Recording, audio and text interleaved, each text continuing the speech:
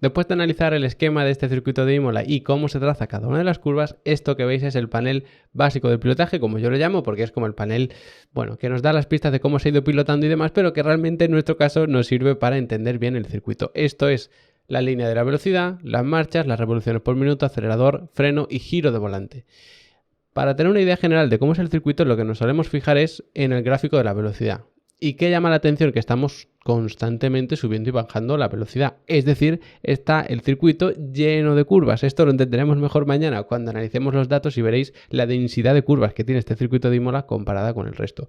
Pero tiene un truco visto así, y es que parece que no hay ninguna recta larga, y es porque justo la recta más larga está interrumpida por la línea de meta, justamente por la mitad. Entonces pensad que todo esto es a fondo, terminamos la vuelta y seguimos en la siguiente vuelta con todo esto a fondo otra vez. Son muchos metros sin bajar el pedal del acelerador, que como veis pues estaría así en el 100%, y por supuesto el del freno que estaría en el 0. Así que aunque parezca que no hay rectas importantes, la de meta sí que lo es. Pensad que sería como el doble de esto, porque la otra mitad estaría al final de la vuelta. A partir de ahí, ¿qué análisis podemos hacer? Pues tenemos aquí curvas de velocidad media, baja velocidad, casi baja velocidad por aquí también, y el resto son prácticamente todas de velocidad media, alguna alta, pero realmente es un circuito de curvas de media velocidad, constantemente. O sea, fijaos que el pedal del acelerador está, justo empiezas a dar gas a fondo, vuelves a soltar, empiezas a dar gas poco a poco, ya vas a fondo y otra vez vuelves a soltar. El pedal del freno muy activo constantemente.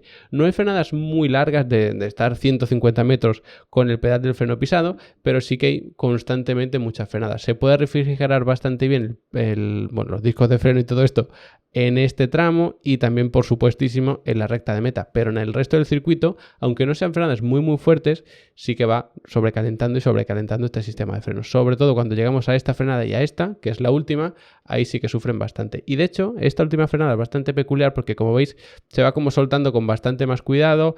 A ver, tened en cuenta que esto no es dato de pilotaje profesional, pero sí que nos sirve para entender el circuito. Entonces, si es un piloto profesional, pues vamos a tener frenadas de otro tipo. Pero para lo que nos sirve esto, insisto, es para tener en cuenta cómo se hace esta última frenada. Es esa pendiente hacia abajo, curva 17 que veíamos ayer. Entonces tienes que ir como con mucho cuidado.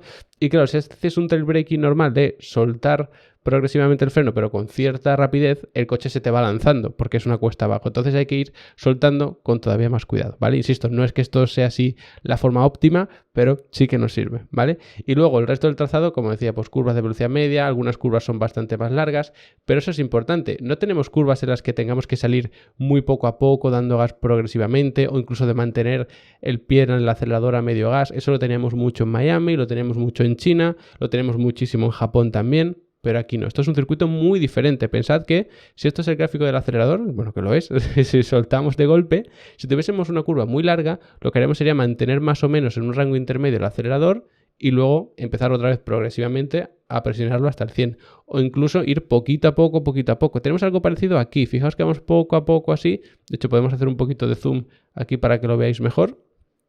¿Veis que hay cierta rampa? Pues en circuitos como Miami, por ejemplo, esta rampa que veis aquí realmente es mucho más horizontal para muchas de las curvas, de ir muy poco a poco, o incluso no es que sea una rampa, sino que se mantiene en horizontal en cierto punto hasta que ya empiezas a salir de la curva y empiezas a dar gas. Si tú vas muchos metros bordeando un piano interior, manteniendo el giro de volante, lo que tienes que hacer es mantener también la velocidad. Entonces vas pisando un poquito el acelerador. Cuando ya te empiezas a abrir para salir de la curva es cuando empiezas a dar gas progresivamente y empiezas a quitar giro progresivamente. El circuito de Imola no es de esos circuitos, es un circuito de levanto el pie del acelerador, pego un golpe de freno y luego rápidamente vuelvo a acelerar. Aquí sí que tenemos un poco más de juego, por así decirlo, con el acelerador, pero es porque no solo tenemos una curva, que esta sería la 1, bueno, sería la 2 realmente, sino que luego tenemos la 3 y la 4 por aquí. Así que lo dejo aquí, no me quiero enrollar tampoco mucho más, así tenemos una visión general de lo que es este trazado. Si queréis saber mucho más de telemetría, a ver si son cosas básicas de este vídeo que no habéis entendido, me lo dejáis en comentario y os respondo sin problema. Pero si son cosas más avanzadas, pues en Level Up Academy tenéis una tarifa plana de cursos